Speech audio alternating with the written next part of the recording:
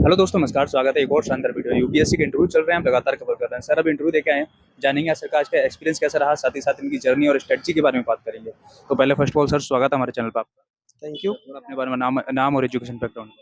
और मेरा नाम विकास कुमार है और मैंने नॉटिकल साइंस से ग्रेजुएशन किया था और यूपीएससी में मेरा पीएसआई रहा था।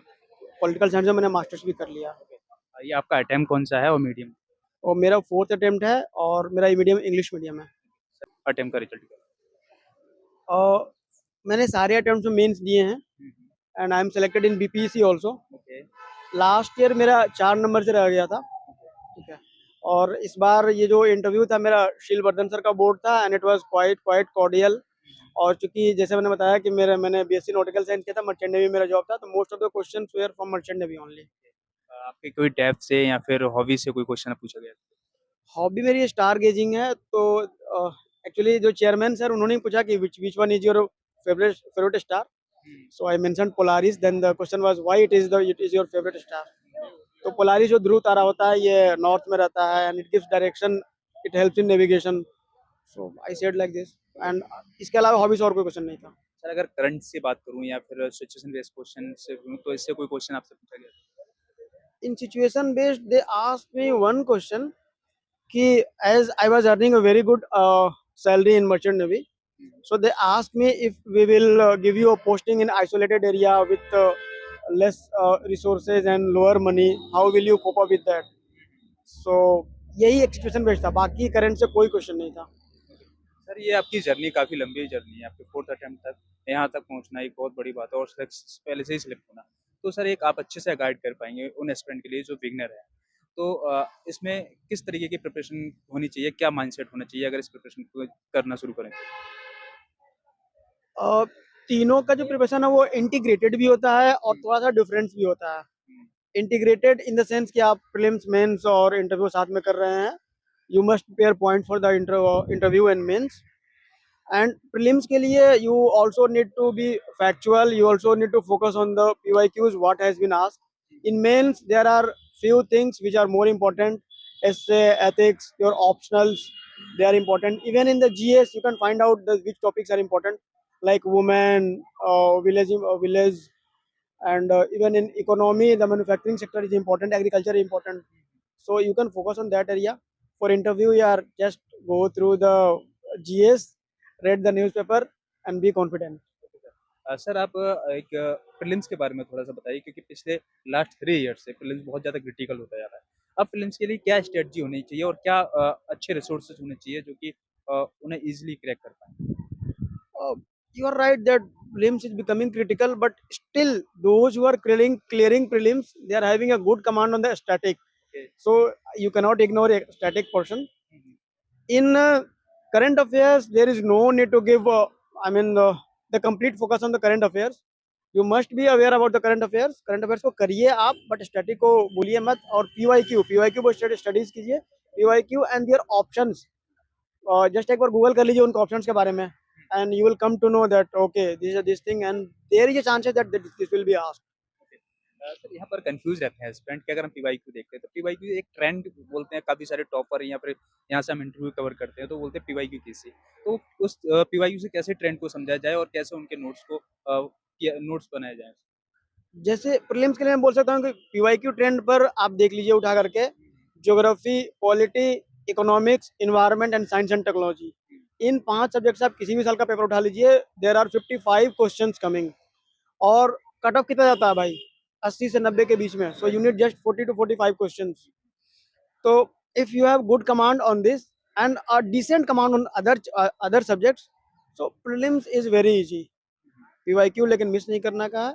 और आई आई वुड सजेस्ट कि 10-12 साल का पीवाईक्यू होना चाहिए। सर यहाँ पर सीसेट की बात कर लेते हैं, क्योंकि काफ़ी सारे जो कि आईआईटीएन भी होते हैं, इंजीनियर होते हैं, वो सीसेट से ही बाहर हो जाते हैं। तो सीसेट की अब क्या रणनीति होनी चाहिए? और मेरे खुद के फ्रेंड्स हैं जो कि आईआईटी क्लियर किए हुए हैं और उनका सीसेट नहीं निकला था। तो you can not rely completely on mathematics, you can not ignore the passages. There are 28 passages coming every year. और अगर कोई बंदा half an hour to 1 hour देता है ना every day two passages, any person we all are capable. तो out of 28 18 question सही कर सकता है बंदा। तो 15 क्वेश्चंस तो आप इधर से करेक्ट निकाल सकते हैं overall. Okay. Sir eliminative method को कैसे यूज़ किया जाए इस एग्ज़ाम के अंदर? क्या किस तरह की अप्रोच होनी चाहिए उसको? Elimination methods they still work. जैसे कि अगर आप प्रीवियस ईयर का क्वेश्चन उठाएं लास्ट ईयर का स्पेसिकली, तो एक उसमें था कि A is correct and B is incorrect, ऐसा कुछ कर करके ऑप्शन था। So even if you can find that one statement is incorrect, just use that thing, many things will be eliminated, that still works. Sir अगर बात करूँ यहाँ तो मेंस की लेकर, तो मेंस की क्या स्ट्रेटजी होनी चाहिए? गुड स्ट्रेटजी क्या होनी चाहिए? आंसर राइटिंग का अप्रोच क्या होगा? The more number of questions you will write, the better there is chances of getting better marks. The same question was asked in my actual interview, and when you are writing mains, just focus on PYQs. And in mains, as I said, you cannot ignore ethics, essay, and optional. Give more priority, give more time to these areas, and you will sail through.